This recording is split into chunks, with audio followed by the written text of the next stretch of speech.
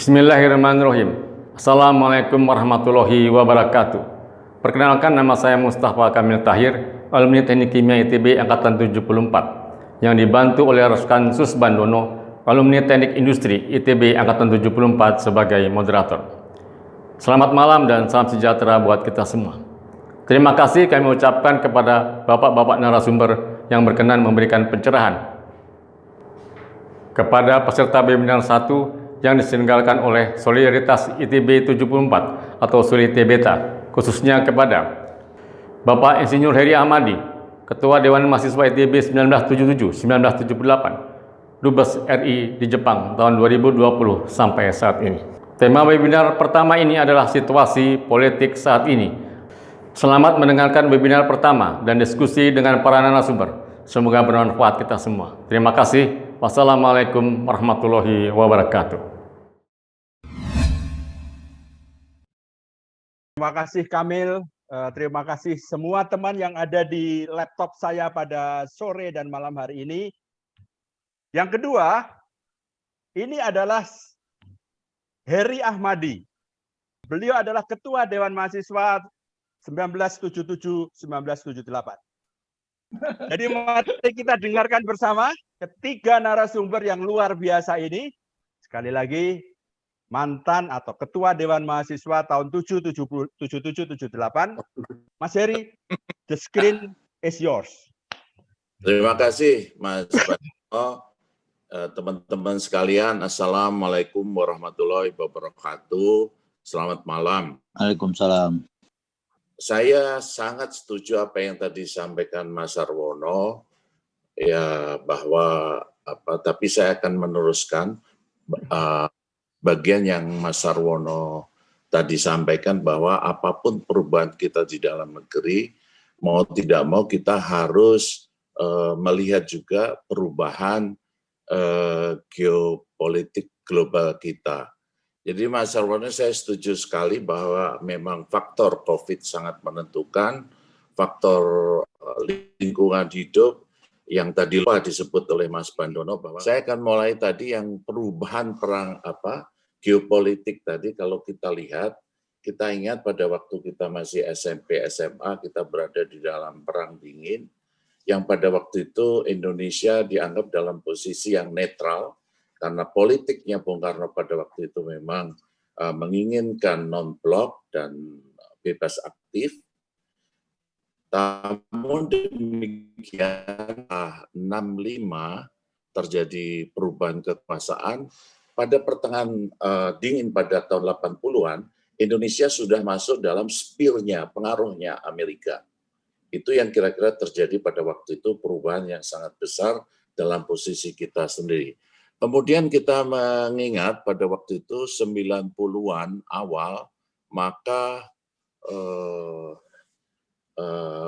perang dingin bubar karena Soviet bubar dan lain-lain, maka perang dingin berakhir, sehingga pada waktu itu muncullah teorinya Huntington tentang perang atau clash of civilization.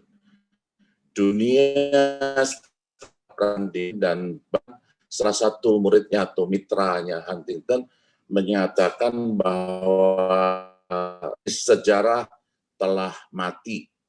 Nah, karena itu digambarkan ke depannya yang terjadi akan dunia akan dibagi di dalam kebudayaan. Jadi diteorikanlah oleh Huntington itu bahwa dunia setelah tidak lagi perang dingin akan dipecah atau dibagi menjadi kekuatan-kekuatan kebudayaan yang atau peradaban Barat, kemudian ortodok, Islam, dan lain-lain sebagainya. Tetapi sejak awal orang banyak meragukan, saya juga sangat meragukan, saya tidak percaya teorinya Huntington ini, karena ternyata yang terjadi sekarang, konflik bersenjata itu bukan antar kebudayaan. Kalau dilihat peta konflik ini, kita lihat yang paling banyak terjadi konflik adalah justru di kalangan yang disebut sebagai peradaban Islam itu sendiri. Peta konfliknya semuanya terpusat di yang paling berat dan parah adalah di kawasan Timur Tengah itu. Jadi pada dasarnya sekarang ini yang terjadi bukan hanya bukan terjadi clash of civilization, perang peradaban, tetapi adalah perang di dalam peradaban itu. Kalau memang diteorikan oleh itu. Nah, namun demikian kita menyadari di kita sendiri yang ini harus kita lihat bahwa kita sendiri kemudian ikut beberapa kali, terutama pada masa transisi ketika kita melemah, maka kita mengalami juga limpahan dari konflik yang ada di Timur Tengah dan di Asia yang lain, daerah yang lain itu masuk ke Indonesia, yaitu misalkan pada waktu itu di Poso dan lain-lain, dan dalam perkembangan sekarang ini memunculkan gerakan yang beda sekali dengan di masa lalu, yaitu gerakan Islam yang transnasional yang kemudian membawakan bibit-bibit radikalisme baru di Indonesia ini. Ini yang saya kira kita mesti waspadai. Sekalipun demikian, bukan hanya radikalisme Islam yang muncul, tetapi juga radikalisme dari sisi ideologi yang lain juga muncul di kawasan kita. Apakah benar kemudian yang terjadi sekarang ini jelas sekali tidak berbukti clash peradaban itu terjadi, yang terjadi justru kembali kepada ketegangan baru, terutama adalah antara Amerika dan RRT. Kalau kita lihat pada tahun 97 pada awal kebangkrutan dunia komunis, maka Cina itu pengaruhnya masih sangat kecil. Amerika. Tapi kalau kita lihat sekarang ini, maka Cina telah salah satu kita lihat neraca dagangnya mengerikan, teman-teman sekalian. Cina ekspor ke Amerika 504 miliar dolar dan hanya mengimpor dari Amerika 130. Demikian juga ke Eropa, Sehingga Cina sebagai kekuatan dagang kemudian tidak lagi bisa diabaikan atau menjadi kekuatan yang baru, yang tidak bisa terbendung saat sekarang ini. Sehingga kalau semula Cina itu pada urutan sekarang urutan yang negara yang Cina PDB-nya sudah nomor 2 setelah Amerika, dan Jepang menjadi nomor 3. Dan inilah yang terjadi, Ibu Bapak sekalian, pertarungan antara Cina dan Amerika ini terjadi juga di lingkungan kita, yang ini mesti kita sadari bersama bahwa Indonesia yang terletak di lintasan 2 benua dan lintasan 2 lautan, itu merupakan suatu wilayah yang memang sangat strategis dan diperebutkan, dan karenanya juga kita akan mempunyai impact yang sangat besar juga. Selama ini kita buktikan bersama tidak mudah menjaga netralitas Indonesia itu. Namun demikian, kalau kita tidak netral, akhirnya kita juga habis ketelan di dalam persaingan atau antar kelompok itu. Kita di masa lampau, politik kita fokusnya adalah di ASEAN, selalu menekankan pada sentralitas politik luar negeri kita pada ASEAN. Kemudian berkembang menjadi Asia Pasifik. Dan setelah Pak Jokowi, maka dikonsepsikanlah Indo-Pasifik dengan konsep poros maritim yang waktu itu dicanangkan pada awal pemerintahan Pak Jokowi itu. Tentu ini akan merupakan perubahan besar, dan kalau kita lihat dari pertarungan di atas sebelumnya tadi, di Asia Pasifik ini maka ada negara-negara yang memang sejak awal mengcounter Cina, yaitu seperti Jepang, India, dan lain-lain, tetapi ada juga yang memang lebih dekat dengan Cina. Malaysia ini termasuk Malaysia. Mengapa demikian? Itu terutama terjadi pada pemerintahan yang lalu. Indonesia masih termasuk pada kelompok yang berusaha untuk bersifat netral dalam konteks ini. Nah, namun demikian, dengan perkembangan Cina menjadi adidaya, kita mempunyai daerah yang sangat wilayah yang sangat potensial menjadi konflik, yaitu di South China Sea, Laut Cina Selatan itu, di mana Cina mengklaim wilayahnya yang biasa dikenal dengan Nine Dash Line sebagai wilayah yang basisnya bukan hukum tapi adalah budaya, yang mereka menyatakan sejarah berada di, dan itu menjadikan konflik dengan sejumlah negara ASEAN, termasuk sebagian di antaranya juga Indonesia. Cina juga di Laut Cina Utara juga mempunyai konflik dengan Jepang dan Korea. Jadi Cina kemudian menjadi bagian, kalau kita ingat kembali, Amerika berusaha sejak awal dulu untuk mengkonten, mengepung Cina itu. Kondisi sekarang pun seperti ini adanya. Indonesia selalu berusaha untuk dalam posisi yang bersifat netral seperti di masa lalu. Nah, namun demikian, apakah kita bisa bertahan di lingkungan yang seperti ini untuk terus bertahan? Pada kenyataannya, tentu sebuah negara netral tentu akan dirorong oleh kedua belah pihak untuk berpihak kepada ASEAN. Itu yang kemudian menjadikan yang tadi dalam gambaran kedua yang digambarkan oleh Mas Sarwono tadi, kondisi politik dalam negeri kita yang tidak mudah.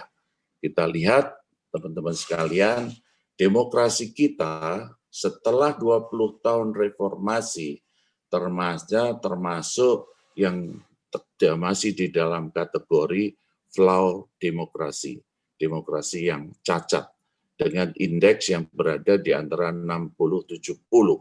Dalam pandangan internasional, tingkat demokrasi kita berada di bawahnya Malaysia.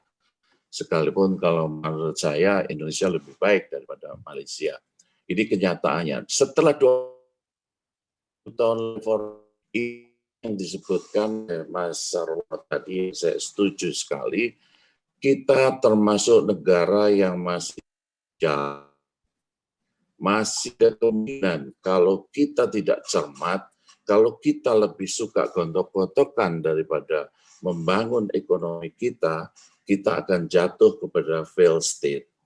Saya kira sangat penting, dan kalau tadi saya di depan sudah saya gambarkan, dari contoh Pak Sarwono adalah Lebanon, yang akan terjadi dugaan saya di Timur Tengah nanti, fails tidak hanya akan terjadi di Lebanon, tapi sangat mungkin juga merembet ke Syria, kemudian Irak, dan seluruhnya akan merupakan penghancuran dari peradaban lama, peninggalan peradaban lama yang ada di Timur Tengah tersebut.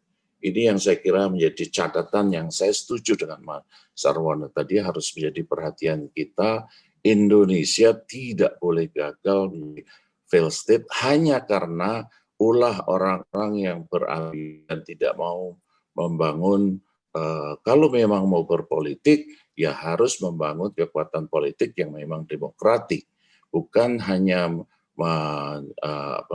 menjadikan kesempatan event-event politik untuk melakukan provokasi seperti itu.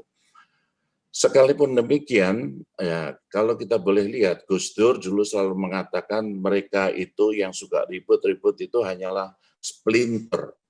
Namun kenyataannya sekarang ini yang dulu pada zaman zaman Gus Dur itu jumlahnya tidak terlalu banyak.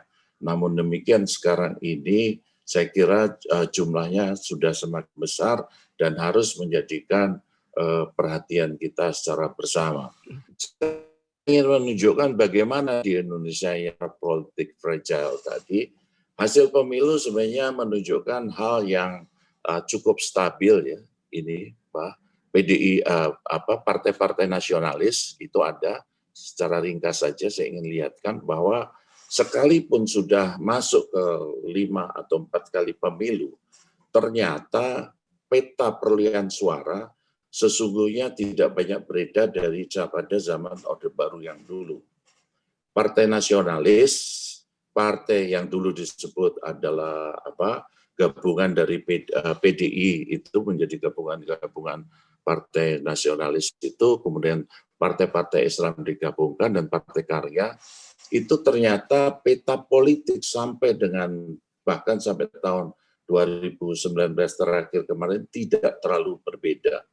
Kekuatan pecahan-pecahan dari Partai Golkar tetap memiliki pemilih yang sama, sekalipun mungkin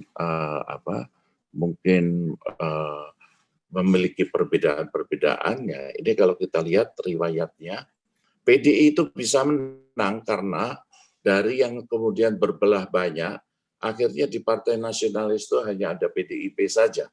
Namun demikian kemarin pada waktu itu muncul. Nah, Partai Islam yang tadinya 1 kemudian 24 itu menjadi banyak, 29, dan kemudian tetap suaranya kira-kira seperti ini. Partai Islam tetap banyak dan terus membelah.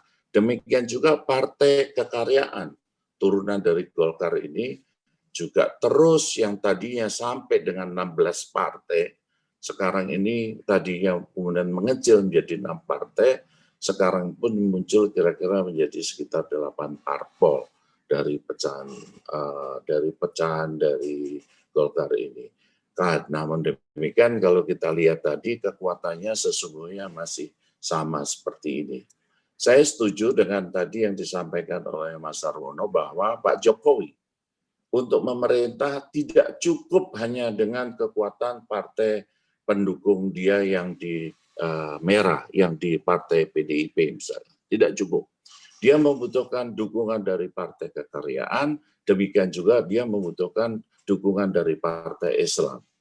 Ini saya kira kalau ini bisa dipelihara secara lebih bagus, ini akan merupakan perimbangan yang sangat baik.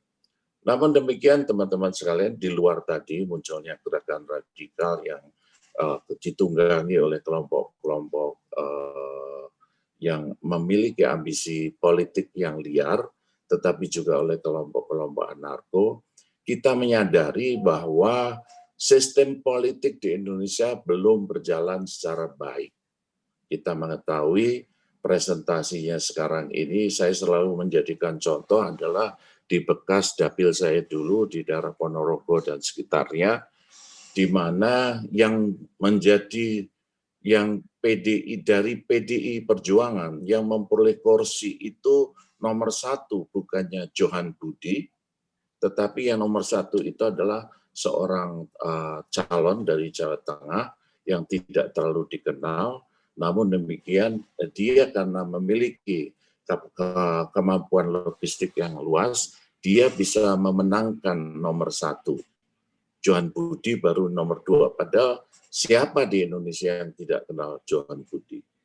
Dan bahkan di dapil saya tersebut, tokoh seperti Budiman Sujatmiko itu gagal dan tidak terpilih. Inilah situasi yang saya kira gambaran di lapangan di dalam partai sendiri dengan sistem pemilihan umum yang sangat mahal ini juga tidak akan lebih banyak menghasilkan tokoh-tokoh yang memang memiliki uang yang sangat banyak. Kondisi itu diperburuk lagi, ini ada gambaran bahwa ekonomi kita atau kekuatan ekonomi kita memang masih sangat dipengaruhi oleh oligarki, sehingga Ibu Bapak sekalian, sekalipun kita tingkat penguasaan aset atau share dari GDP dari oligarki kita terhadap pendapatan share-nya itu tidak sebesar di Rusia, di Malaysia, atau di tempat lain. Namun demikian, tetap kekuatan-kekuatan oligarki itu memberi pengaruh yang sangat luas di dalam politik. Saya kira ini yang harus menjadi perhatian kita ke depan. Saya setuju tadi, kita membutuhkan stabilitas politik yang kuat dan kemudian supaya kita juga bisa menunjang gerakan dari pertumbuhan ekonomi sehingga ke depan kita tidak tertinggal oleh negara-negara yang lain. Yang ini yang saya kira banyak tidak diinginkan. yang tadi digambarkan oleh Pak tentang Omnibus Law, yang digambarkan tentang belantara peraturan perundangan itu, di Indonesia ada sekitar 30, tadinya 40 sampai 50 ribu peraturan perundang-undangan, artinya dari undang-undang sampai dengan peraturan-peraturan daerah ada sekitar 40-50 ribu. Kemudian yang peraturan-peraturan daerah itu sudah bisa diseleksi sehingga kita masih punya sekitar 32 ribu peraturan perundang-undang yang saling tumpang tindih, tidak konsisten dan lain-lain sebagainya. Jadi langkah Omnibus Law memang harus dihargai sebagai langkah atau upaya yang menyederhanakan proses itu, namun demikian tetap harus kita kawal supaya ke depan itu juga tidak menjadikan kita keluar atau melanggar dari konstitusi yang ditetapkan oleh negara kita. Itu saja dari pokok yang saya sampaikan. Saya merasa saya tetap cukup optimis, sekalipun kalau saya membaca hari ini, saya membaca tulisannya salah satu alumni ITB juga, yang kebetulan sekarang ini, yang dulu juga saya kira juga banyak berguru ke Mas Sarwono ya Pak. Itu yang sekarang sudah ditahan oleh polisi, yang menuliskan dengan nada yang sangat pesimis seolah-olah Indonesia akan bubar. Saya tetap percaya Indonesia akan tetap bertahan apabila memang kita tidak terperosok atau tidak terjerumus di dalam pertikaian-pertikaian, perbedaan-perbedaan, pertengkaran-pertengkaran politik yang tidak perlu. Saya kira dari saya demikian. Terima kasih. Wassalamualaikum warahmatullahi wabarakatuh. Waalaikumsalam. Waalaikumsalam warahmatullahi wabarakatuh. Terima kasih Mas Heri, terima kasih. Memang salah satu kelebihan Pak Jokowi itu Mas Heri yang saya dengar, beliau itu sangat pandai memilih orang yang dipercayanya. Dan kali ini beliau memilih dengan tepat Duta Besar Indonesia untuk Jepang. Kalau 40 tahun yang lalu saya mendengar Mas Heri pidato di lapangan basket atau di Student Center Timur, berkisar daerah-daerah Balubur, Kidang Penanjung, Pasar Simpang, Titiran, dan sebagainya, maka malam ini saya melihat Mas Heri yang bicara mengenai geopolitik dunia yang luar biasa.